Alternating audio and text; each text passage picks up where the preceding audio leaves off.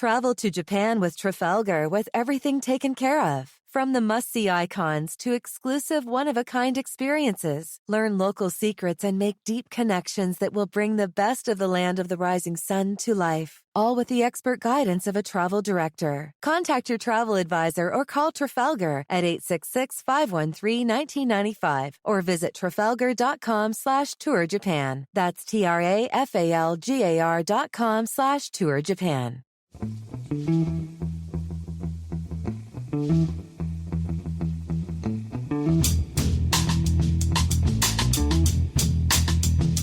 Hello and welcome to The Price of Football, the show that looks at the money behind the beautiful game with me, Kevin Day, and him, Liverpool University's Kieran Maguire. Kieran, how are you today?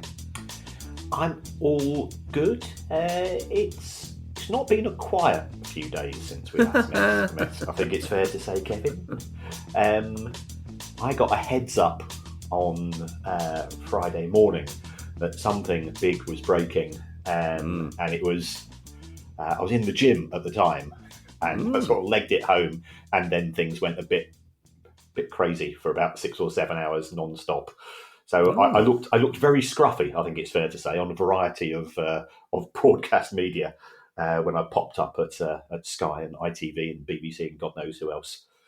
But you would have looked toned, Kieran. I didn't know the gym was part of your daily routine. Just before or after your manscaped grooming exercises.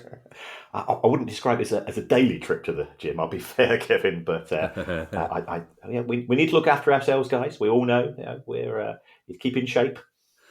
Well, I would go to the gym, Kieran.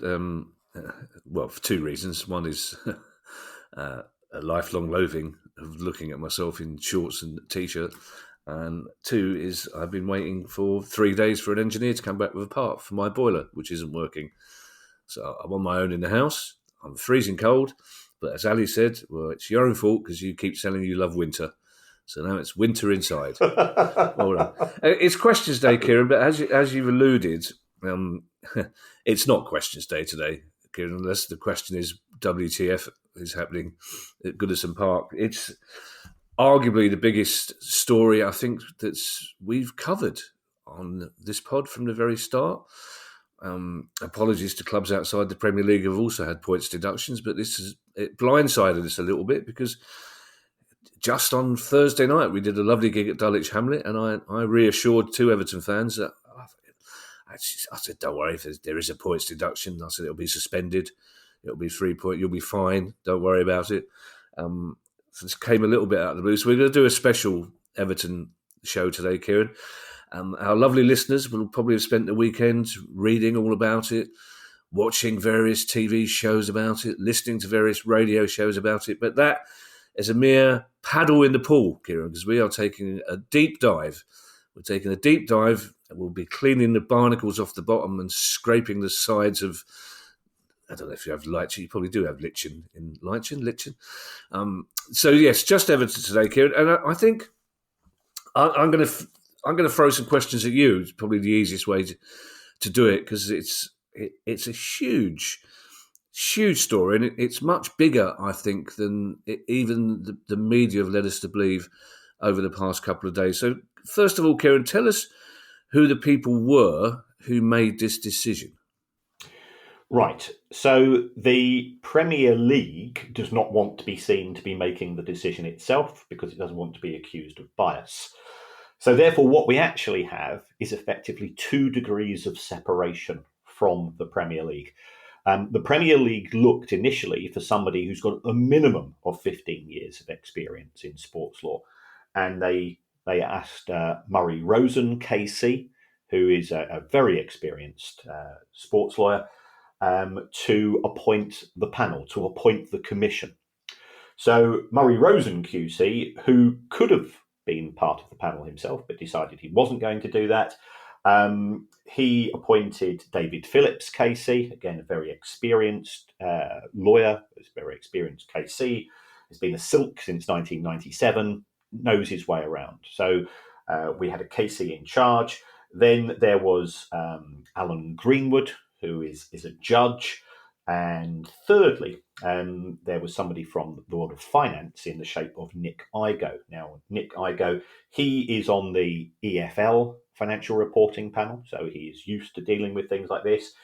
He used to be the finance director of West Ham. In fact, I think he was the finance director when the Carlos Tevez case took place in 2005. So he's been on the receiving end of these type of issues. And together they've got legal knowledge, they've got financial knowledge, and they are genuinely independent. I think some people are saying this has been put together as part of a broader remit by the Premier League, but these people wouldn't risk their reputations. So the evidence, and there were 40,000 documents put together for both the Premier League, effectively the prosecution, and Everton, the defence, which were considered and formed part of the ultimate judgment that was made by the Commission. I'm interested, Kieran, particularly in the finance chap of the three people you mentioned there, Nick Igo, because I saw a couple of tweets, posts, whatever we're supposed to call them these days, from legal people.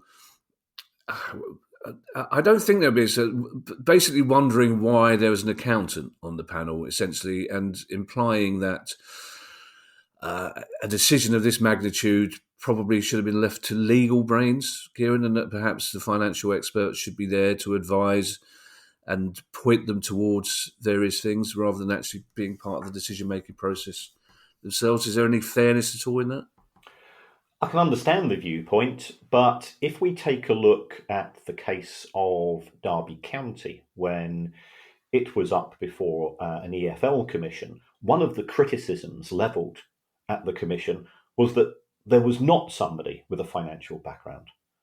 And if evidence is being presented to three people, let's say it was you or I, we're effectively a three-person jury, having expert knowledge, in my view, is beneficial because you hear things once and you scribble down and you try to interpret what that person has said. My personal view is that having somebody such as Nick Igo on the panel is beneficial because it could be that, and a lot of the ultimate penalty and a lot of the ultimate sanction does rotate around some very technical accounting issues. So if you hear something, I know that when I explain things once to a class when I'm teaching, a lot of people go, well, I didn't really understand that.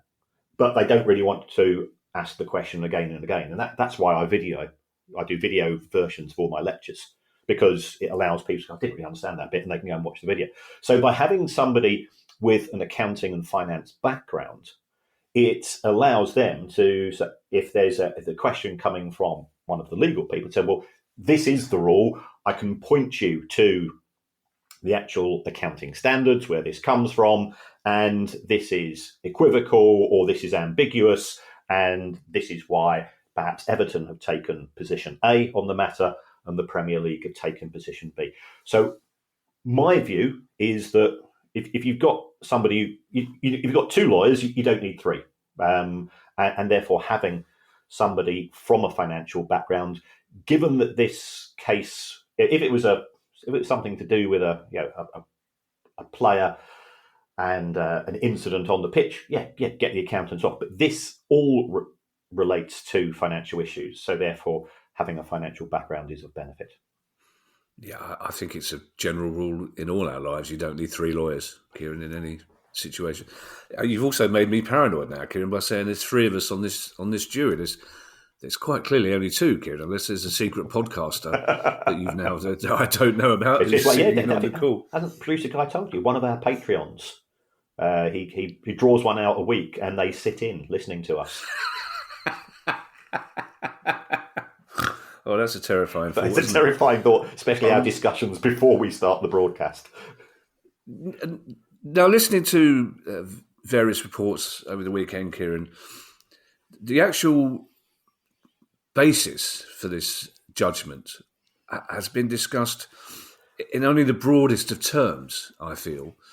So I'd like to break it down a little bit if we could, and just get into some of the real details here. But first of all, I always say this, Kieran. I pretend it's for our new listeners, but of course it's for me. Yeah, because those people you were talking about in your class who don't understand. Now I know there are videos available of you, Kieran. Perhaps you could send a couple my way. Send me the amortization one first. But for those people new to the pod, let's talk about the general rules of profit and sustainability limits, and then talk about how far Everton have broken them and in which ways they are accused of breaking them. Okay, so let's start off with the broad rule. Football clubs in the Premier League are allowed to lose £15 million over a 3-year period. But if the owner puts money in through the form of shares, the first £90 million of that counts towards your P&S calculation. So therefore, that 15 million plus 90 becomes 105 million. Now, included in that 105 million is clubs are allowed to make adjustments for what, for one of the better phrase, is virtue spending. If the club spends money on infrastructure, so Everton has a new stadium, that's allowed. If you've got an academy scheme, that's exempt. If you've got a women's team, that's exempt. If you are putting money into your community scheme, that is exempt. And we've said on many occasions, that Everton, in my view, have got the best, if not certainly one of the best community schemes, and the work that it does is absolutely fantastic. So all of those costs are adjusted for. There's a further complication in that this is normally assessed over 3 years, but because of COVID, what happened was that 2019-20 and 2020-21 were added together and then halved, and that was treated as a single year. So that created a further adjustment. Based on these figures, Everton's accounting loss was £287 million. Then we started to work back in terms of these adjustments. And I think this is where the case stands or falls in terms of which side of the line were Everton on. We'll come on to COVID in a minute, Kieran, but first of all, borrowing costs were mentioned. Yes, and this is even by my standards, this is uber nerdy. Everton are building a new stadium at Bramley Moor Dock. And what you are allowed to do under the accounting rules is that if you borrow money to help you build the stadium, then the interest on those borrowings can be included as part of the cost of the stadium. And the reason why that's important is that if it's included as part of the cost of the stadium, then it's excluded from the financial fair calculations. The issue in respect of Everton was that they borrowed effectively from 3 sources. They borrowed from the owner, and the owner didn't charge any interest. So this is Farhad Mashiri. Then they borrowed from Metro Bank. I think they borrowed around about £26 million. Now, Metro Bank did charge interest, but in the loan application and in the documentation from Metro Bank, it said this money is for working capital. This money is there to pay the wages. They also borrowed from an organisation called Rights and Media Funding. They borrowed over 120 million. And again, this was for working capital. So in both cases, there was no mention of the stadium. Those monies were paid into Everton's normal bank account. And what Everton have done is they've said, sort of retrospectively, some of the interest is effectively now going to be allocated to the stadium. The argument put forward by the Premier League, and this really sort of is the major issue, was that, well, hold on, you've done that retrospectively. It's a misleading presentation by Everton to the Premier League, as far as the submissions by Everton.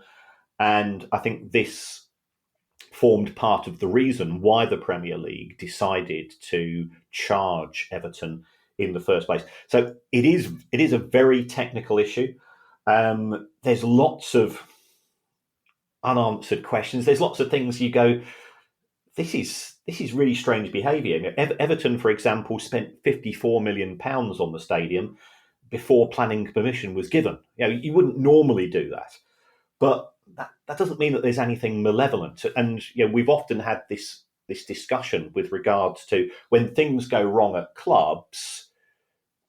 We've always said idiot or scumbag, and in my view, I think Everton's decisions, which ultimately we talk about Everton, it's not the football club doesn't make the decisions. We've got to look at the people who are making those decisions, and ultimately, this is coming from the owner. I think foolhardy decisions were being made, but not malevolent. Ultimately, Everton will benefit from having a new stadium. It's going to create new jobs. It's going to give the club a chance to compete. So I don't think there was anything malicious in what was done, but technically, I think they probably were in breach of the accounting rules. And the fact that they've tried to do this retrospectively, this adjustment, in order to be on the right side of the P&S limit, and I don't think they presented their figures to the Premier League very well. So the Premier League misinterpreted some of the things. There was also an agreement between the Premier League and Everton, and this agreement, I think it was the 13th of August 2021, where they came to some form of an agreement with regards to the interest costs. And then the Premier League, I think it's fair to say, got the hump a bit because it didn't feel that Everton was being acting in utmost good faith, which is something we'll come back to later. I suppose so, Kieran.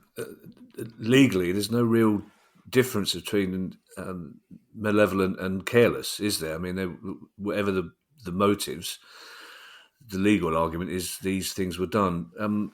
Let's talk about COVID, Kieran, because there seemed to be over the weekend a kind of impression that COVID wiped the slate clean, and that because of COVID, Everton or any other club shouldn't really have had to be put into this situation. Explain the impact of COVID, Kieran, and what people mean by that. Right. The Premier League, as you rightly say, wants to have 20 clubs in the Premier League. The EFL wants to have 72 clubs in the EFL. And therefore, for clubs to be punished as a result of a once-in-a-century global pandemic seems harsh. Everton said that they were hit hard. In fact, their argument was that they were hit harder by COVID than other clubs. The Premier League says, well, hold on, we've actually allowed you at least £70 million worth of adjustments in respect of COVID in terms of issues such as loss of gate receipts. Everton don't get particularly good gate receipts at Goodison. It's a fantastic old stadium, but it's not good for the prawn sandwich brigade because it is an old stadium. You can't charge those types of prices. Everton also had the issue of, they said that they were trying to sell players and the market was really bad. Now, the evidence that was presented to the Commission was, yes, there was an acknowledgement that transfer markets were hit, but the conclusion was that the Premier League was probably the best placed division in European football in which to do trading. Now, I take that on board. My view is that if Everton were trying to sell players to overseas markets, those overseas markets certainly were impacted. And we've now got reference to player Y. This was a player that Everton had signed, hadn't worked out. You know who that player is. I know who that player is. Everybody knows who that player is. But for the nobody wants to be publicly named and shamed. So we won't do that. Everton argued that, well, we signed the player for 25, 30 million, whatever it was, didn't work out. We were trying to get some of our money back, but we were unable to do so. And we were unable to do so because we couldn't sell him to the European market, and there was no real interest in the Premier League itself. The argument put forward by the Premier League was, well, that affected every other club, and if he'd had an injury, it's part of business, and that was also the conclusion that was reached by the Commission. So that particular issue was rejected.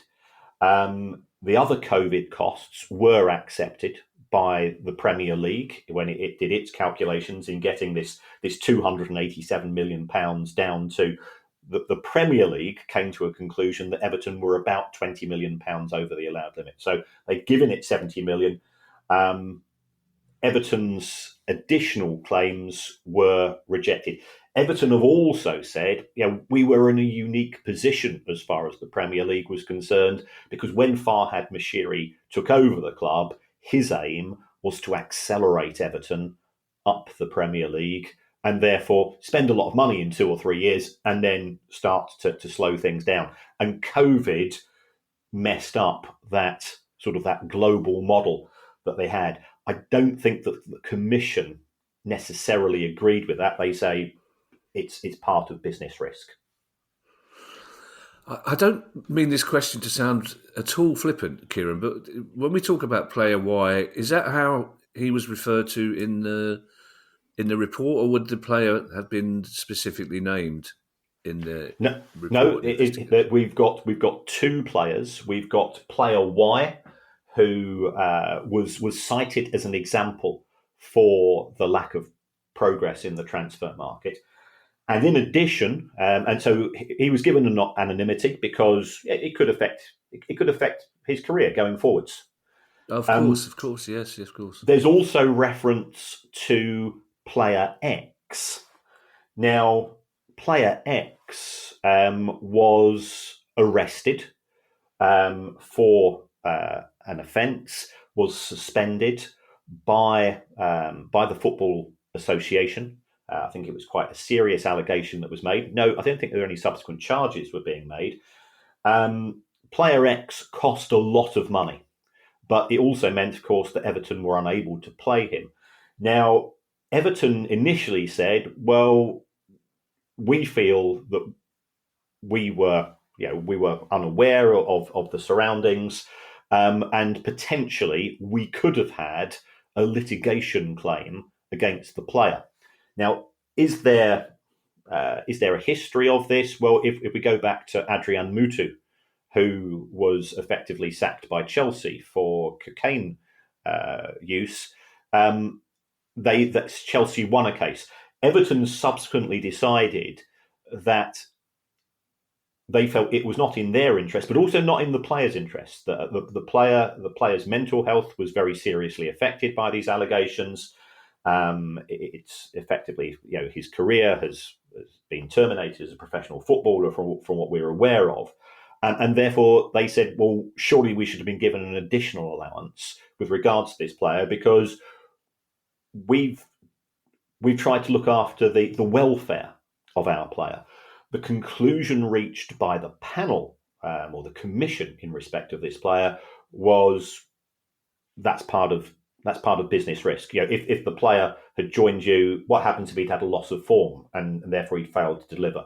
What happens if he'd had done his ACL and was out for a couple of years? That's part of the risk of football. And on the face of it, that does seem a bit harsh, because 2 of those are football related, and in relation to player X, this is clearly not football related. So those are the 2 individuals who are mentioned in the overall contents of this report.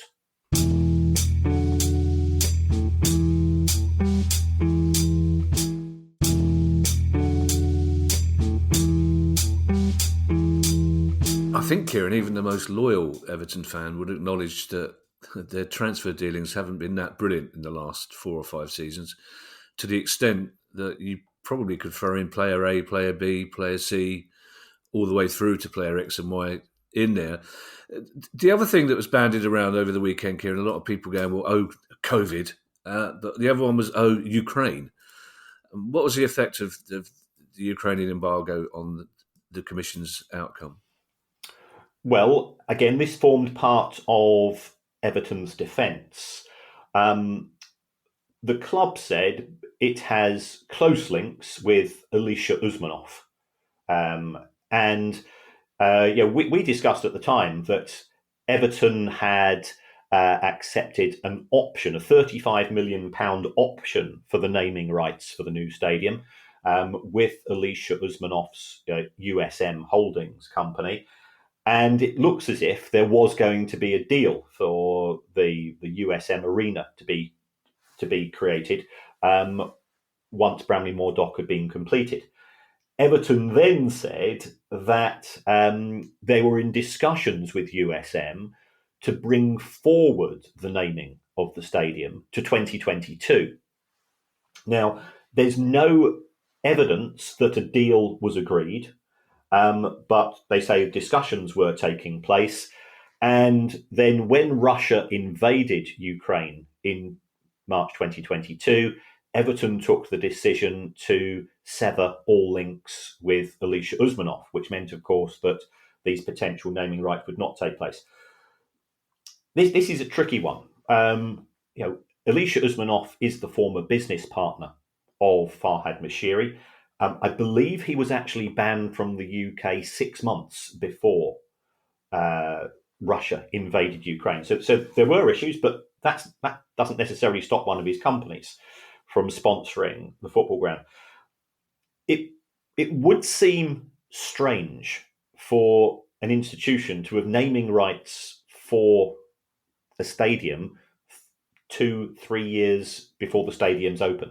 And that deal was not concluded. Again, the conclusion that was reached by the Commission was, we're not having that. We're not going to give you an additional allowance. And remember, the invasion took place in March 2022. Well, why wasn't the deal signed a lot earlier in that financial year? So Everton's financial year is the 1st of July 2021 to the 30th of June 2022. So even if a naming rights deal had been agreed, it wouldn't have been for a significant period of 2022. So that was effectively rejected by the Commission. The Commission's report, Kieran, included phrases like less than frank, reluctantly admitted, I'm paraphrasing now, reluctantly and eventually admitted the breach.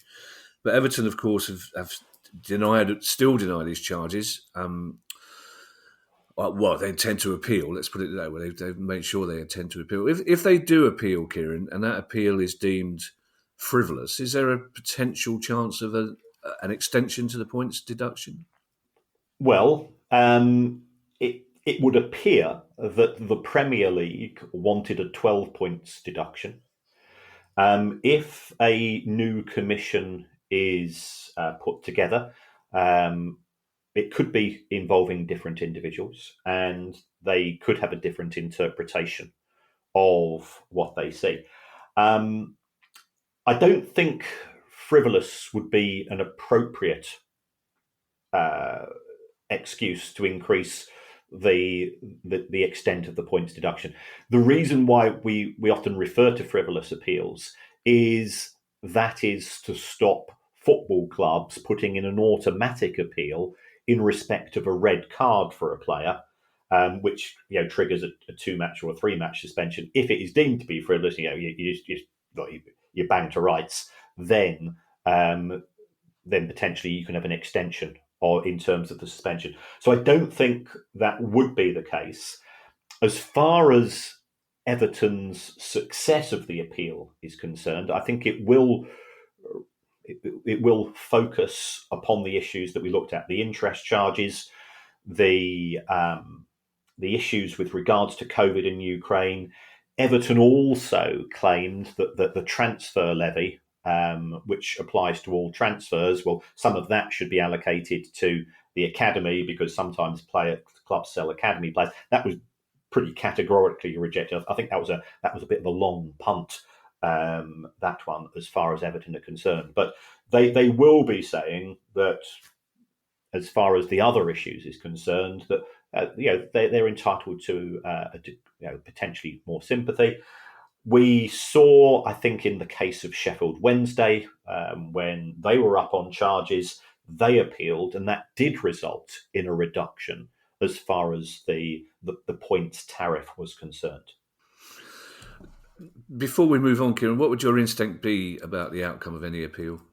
If I'm honest, it all comes down to the evidence. Because Right. we are summarising the report, and the report itself is on the basis of having seen 40,000 documents. If Everton can put forward a comprehensive and cohesive defence, then there is every chance that there could be a reduction. But I know some people say, well, the commission will have given the club a high penalty because it's expecting an appeal and therefore it's expecting a reduction on the basis of that appeal. I think I think we're entering the realms of four-dimensional chess there. The commission gave its viewpoint, gave the 10-point penalty on what it considered to be appropriate given the evidence that was put before it.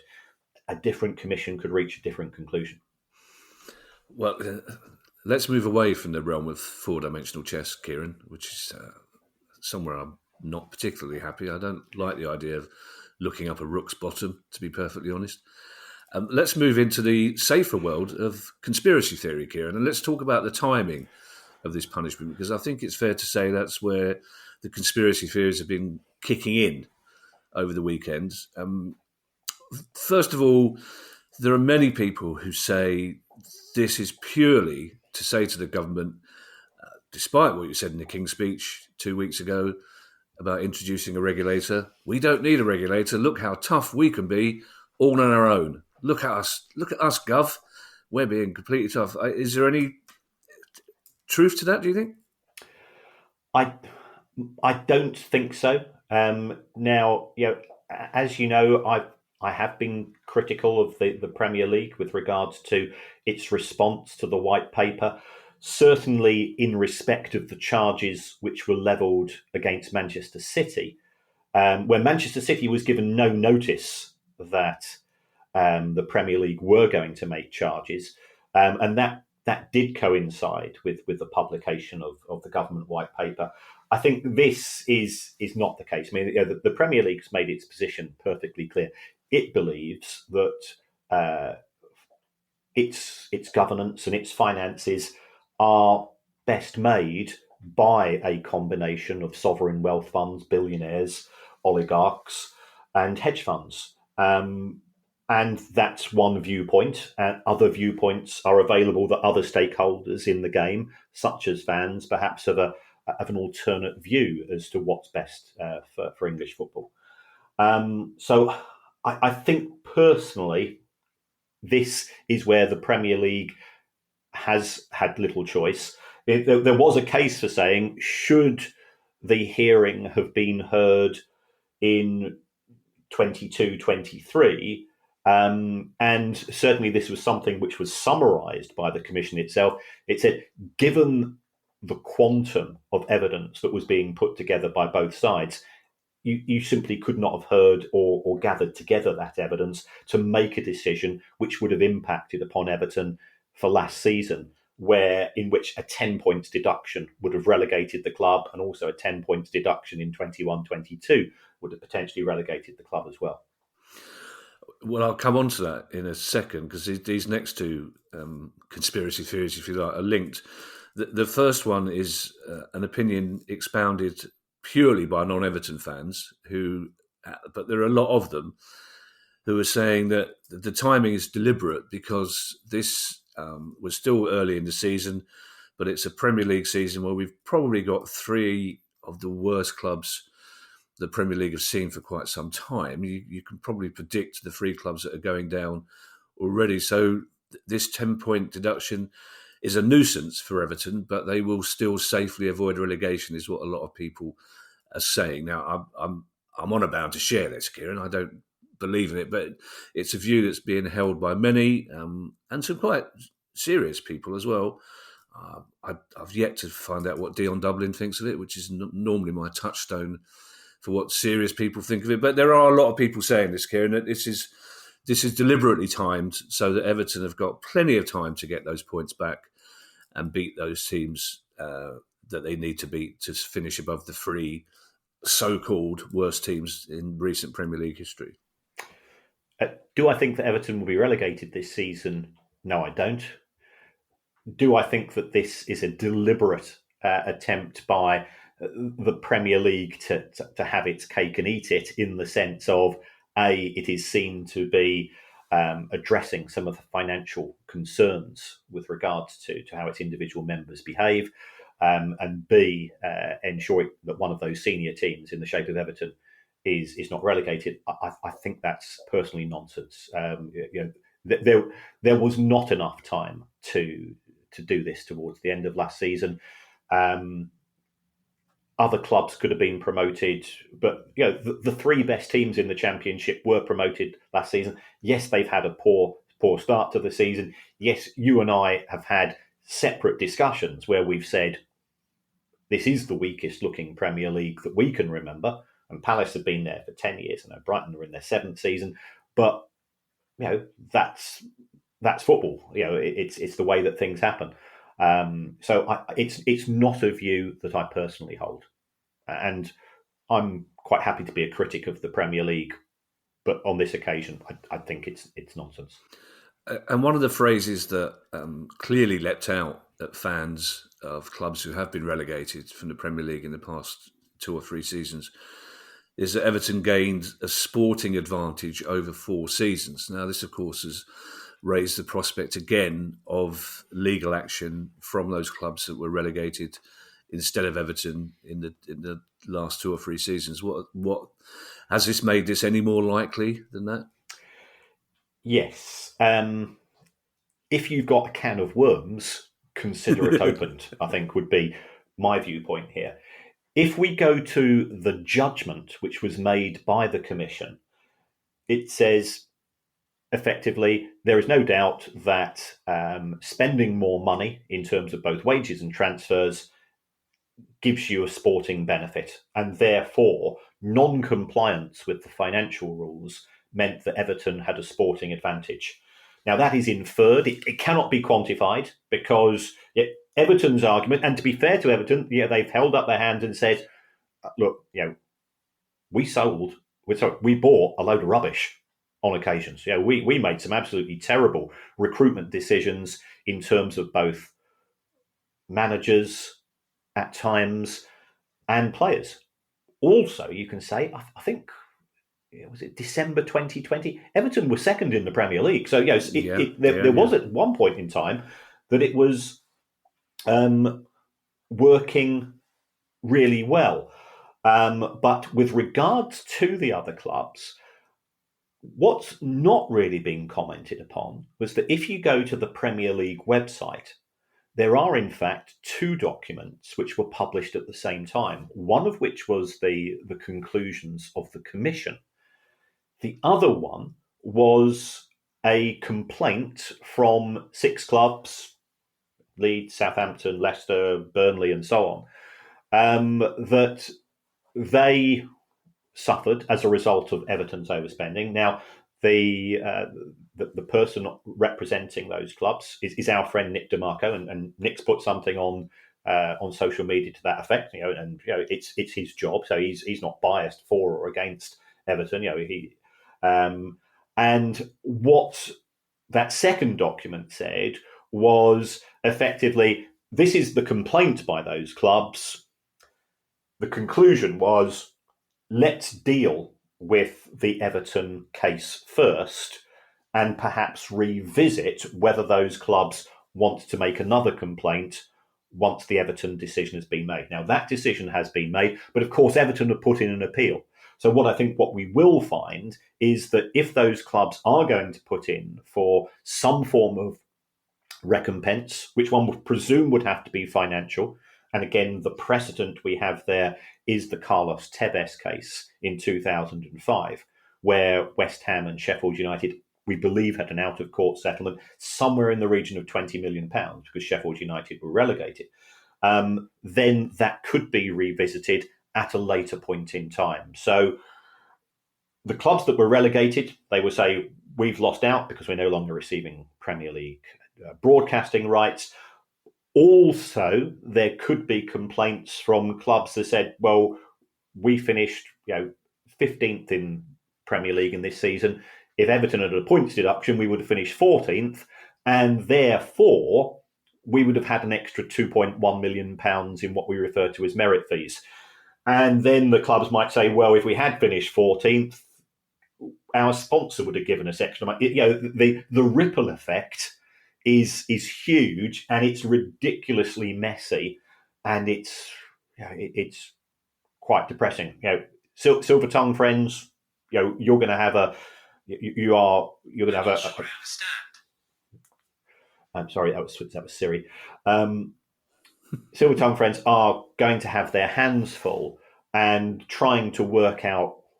First of all, it could be that Everton successfully defend themselves and appeal. But if a points deduction is upheld, we've probably not seen the end of this.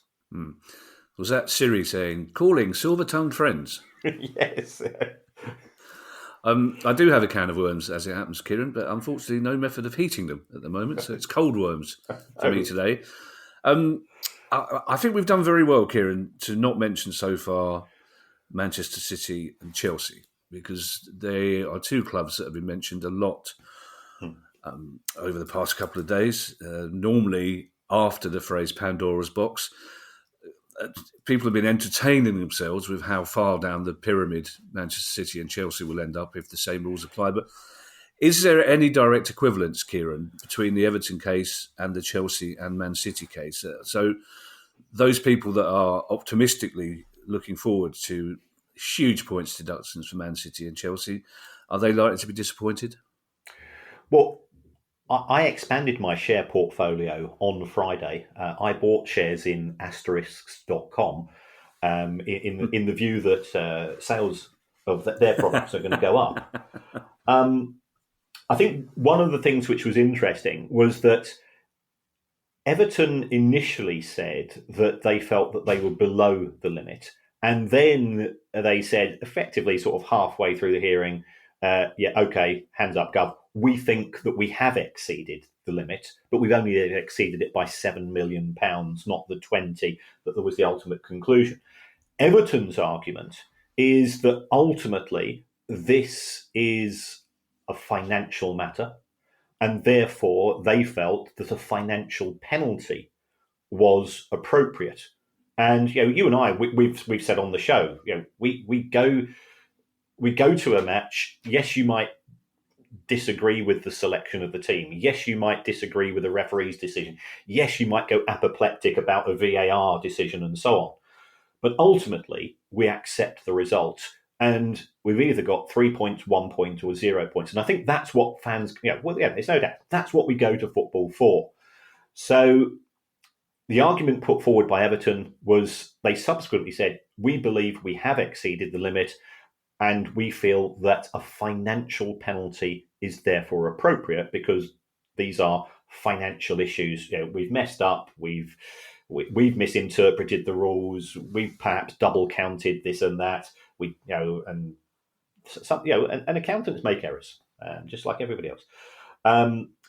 What is, I think, of issue for Manchester City, because they are up on 115 charges. Chelsea have got no charges at present. It has to be said. Although the fact that they've self-reported themselves and now we've got the revelations coming through from The Guardian might indicate that it would be inconsistent of the Premier League to charge Manchester City and Everton and not at least investigate the position with regards to Chelsea. And I did some sums on a spreadsheet last night. I put this out on social media. The three clubs in the history of the Premier League that have lost the most money are Chelsea, Manchester City, and Everton.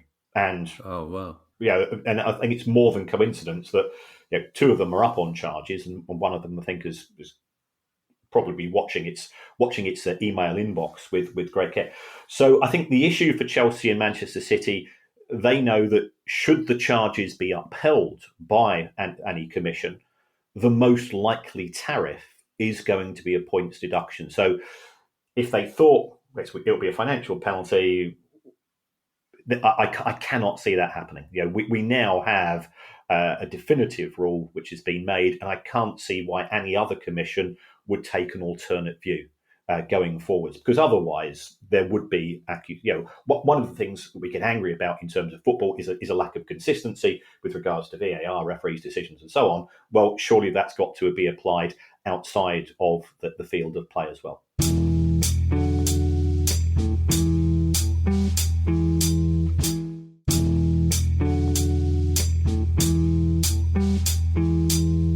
This is one of the reasons I'm so intrigued by this outcome, because it has set a huge precedent, Kieran. This is why I thought the Premier League would be, or any commission would be, reluctant to take this almost nuclear option, because it means they have to do that in future. Without naming them, Kieran, because I don't think that would be a good idea legally, are there any other clubs in the Premier League that may be looking over their shoulder, speed dialing their accountant, plugging in the shredding machine? Not in my opinion. Good. Okay, good. I think these are the three that have sailed closest to the wind. Villa have had significant losses, but they played their joker card, and their joker card is called Jack Grealish. The sale of Jack Grealish has taken Villa out of any equation to be prosecuted, in my view. We're going to end.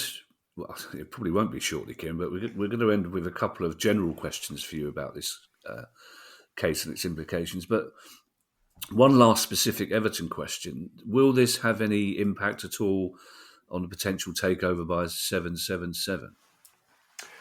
I don't think so. I think 777 were fully aware of the charges levelled against Everton. They must have done their own assessment. So I think there's a broader issue with regards to are 777 appropriate owners to take over a club as senior and significant as Everton, because I've got my reservations about their owners. The more you see reported by the likes of Josimar and some of the other investigative journalists that have looked at 7-7's background, the more twitchy you become. But would it be a convenient excuse for them to pull out? Yes, it would. But remember, they've already loaned Everton tens and tens of millions. So they're committed to the deal going ahead. And that would leave them in a financially awkward situation should they choose to withdraw. Mm. This is strictly a hypothetical question, Kieran. But say at the start of next season, Manchester City and Chelsea have had huge points deductions. So at the start of next season, it's clear that Man City and Chelsea are going to struggle to be competitive. How would the broadcasters feel about that, do you think? Would it? Because it's going to have a big effect on their viewing figures, one would guess. I think the opposite. Okay. I think, will Manchester City, let's say that they both get a 30 points deduction. You've then got the narrative. Can you escape the Premier League if you start off on minus 30 points? Fair enough, yeah. How will this, if the sanctions come in next season, you could have this surreal situation of two clubs fighting relegation who are both in the Champions League at the same time. So I think the broadcasters won't be right. And also, the Premier League was incredibly successful and showing spectacular growth before Roman Abramovich acquired Chelsea and before Sheikh Mansour acquired Manchester City. So I don't see it. I think, if anything, they would quite like more clubs to start off with a handicap of a points deduction, because it gives them something to it broadens the interest in the game. So broadcasters will take it on the chin. there's new excitement. Is it if you're Aston Villa or Newcastle or one of those clubs which are aspires to be in the top 4 or 5, there'll be more attention on those clubs as well. We're quick in England, Kieran, to point the fingers at irregularities in Italian football, for example. But could this outcome affect the integrity of the Premier League, or will it be seen abroad as something that underlines the integrity of the Premier League because they've been relatively quick to do something about it? I cannot see interest in the Premier League diminishing as a result of this case. And even if Manchester City and Chelsea are subject to points deductions, football is a lifelong love affair, and we all know in love affairs that there are days where we don't like our partner, but we never stop loving them. And I think as far as the enthusiasm for the Premier League, that will be fine. You've only got to look at American sport, and by comparison to UFC and NHL and NBA and NFL, what we see in English football is peanuts. The number of quite scandalous things that are taking place in some of American sports. It doesn't matter. You sit down to watch the match on a Sunday evening or a Monday evening. You strap yourself in and you forget about the rest of the world. And that's the great thing about football. It doesn't matter whether you're in the Premier League or the EFL or non-league. It's our greatest escape from what's a pretty tough time to be living at present. Given your terrible, childish, immature sense of humour, Kieran, unlike my sophisticated Oscar Wilde-style wit, I'm almost reluctant to ask you this, but is there anything else that sticks out? Yes. Having looked at the report, and I've been through on a line-by-line basis, and it has taken me a lot of time, and I'd just like to apologise profusely to the Baroness for abandoning her for 2 days.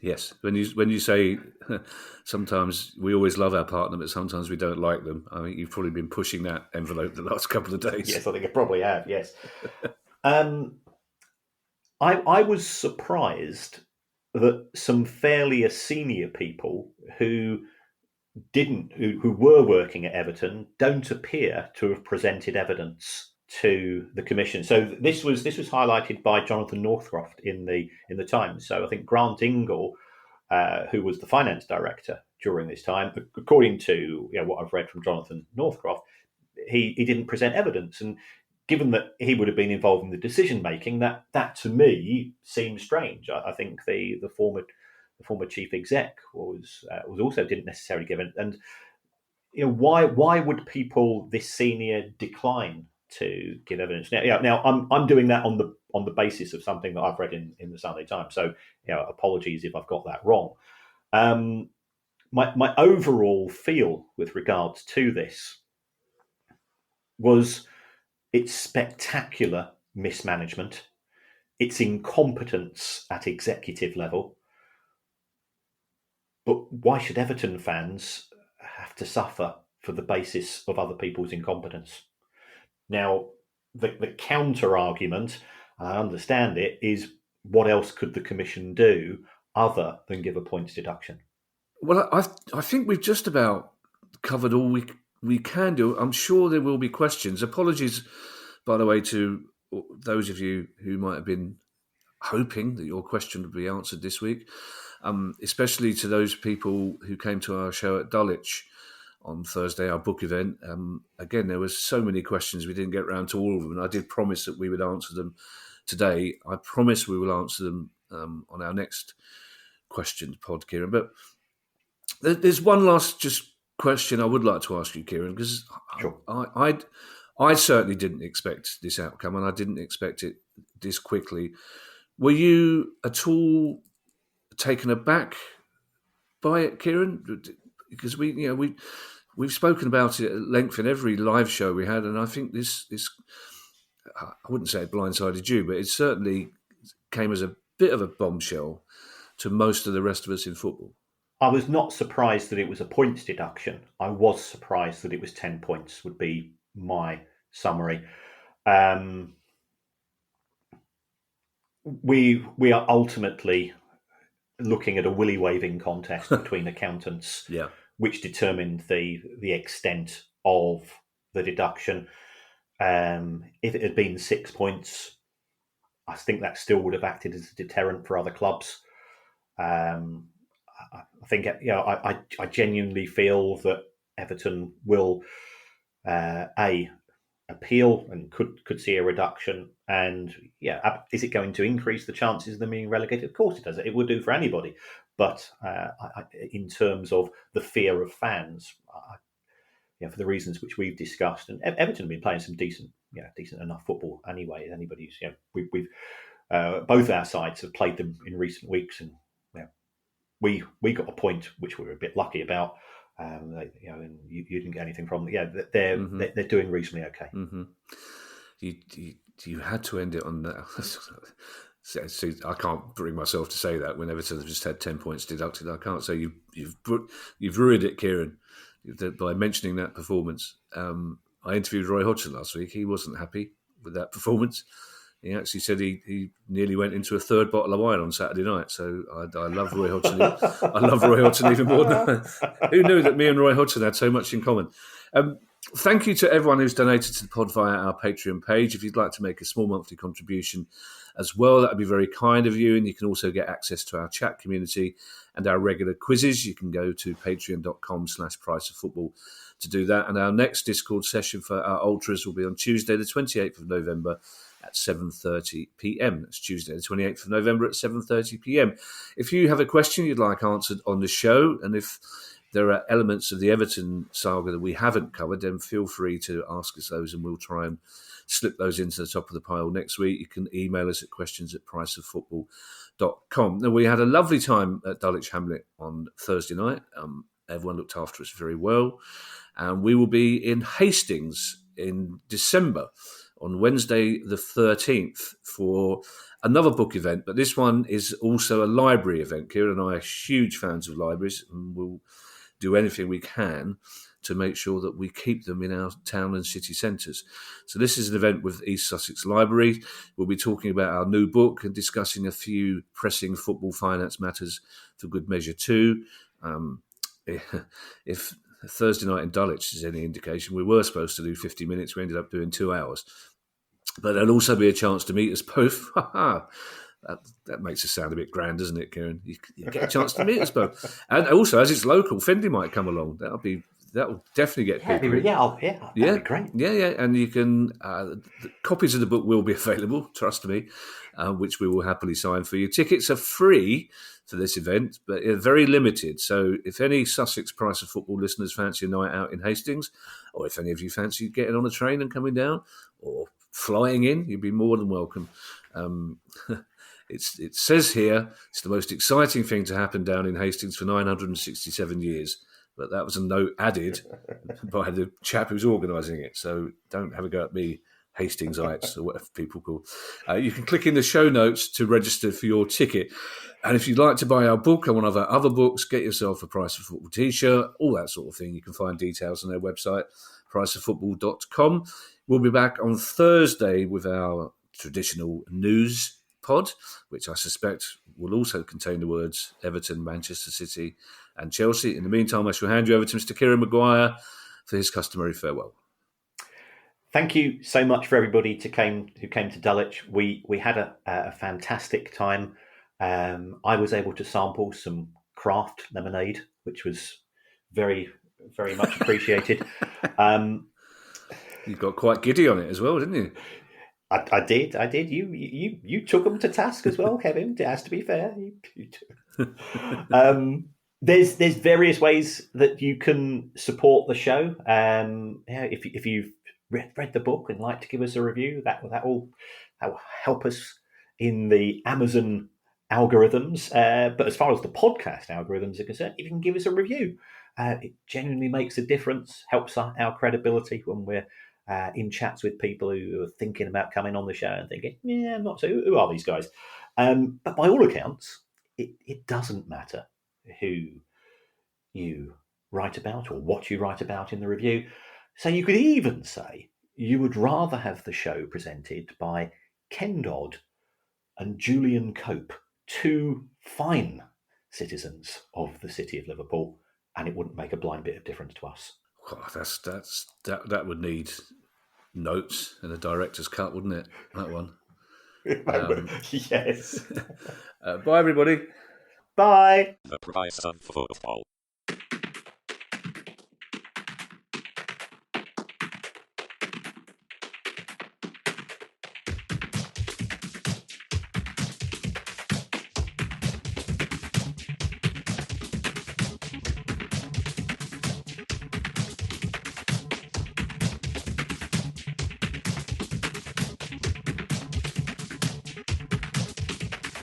The price of football.